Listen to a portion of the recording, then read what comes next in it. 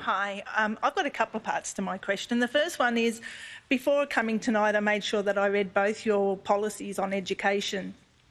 We've had the 10,000 new teachers coming on board. I want to know, firstly, where are they going to be coming from? Because if they're going to be coming from the temporary source and the casual teachers, then where are we going to get our casual teachers to fill positions?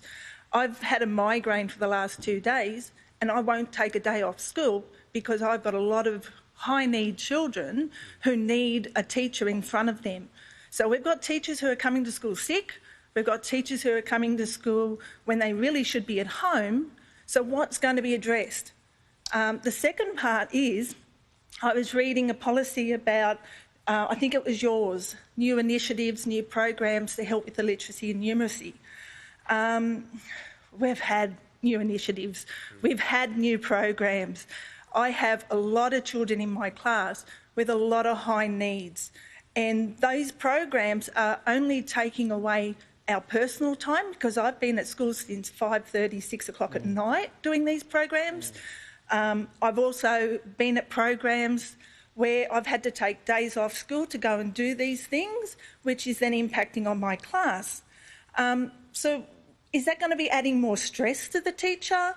You know, I'm at work at 6 a.m. every morning and I am just not going to find time for anything else. Linda, thank you very much. Mr Mintz. Linda, thank you so much, and thanks for the work that you do in our New South Wales schools. We can't replace you, and I genuinely mean that. You can't replace the teacher at the front of a classroom. There's no substitute for it. There's no computer program, there's no app, there's no website that we can put in front of kids. Teachers do an amazing job, and what they do is they often see something in a child that they don't see in themselves. And I bet everybody in this crowd can point to 2 or 3 teachers in their life that have literally changed their lives. So we've got to build teaching back up, the teaching profession in particular. My dad, public school teacher for 40 years, he joined the profession because he believed in public service, and it was a profession where you could earn enough to raise a family in a place like Sydney. For many families, those days are behind us. So we are going to convert 10,000 temporary teachers into permanent roles. Now, they're already working in New South Wales public education, but for some reason they're on temporary contracts. 40%, nearly 40% of teachers are on temporary contracts.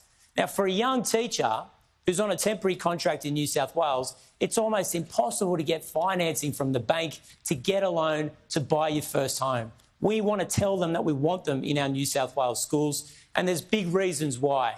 I have to report to you that we used to be ranked 3rd in the world when it comes to science. We've dropped all the way back to 23rd. 6th in the world when it comes to reading. We've dropped to 23rd. We were ranked in the top 10 for maths, number 9. We've tumbled all the way to 31st. There's no more important. America was below us. Absolutely. Sorry. So we must be doing that. Absolutely. We must do better. And it means building up the teaching profession. It's the best way of investing in the next generation of young Australians.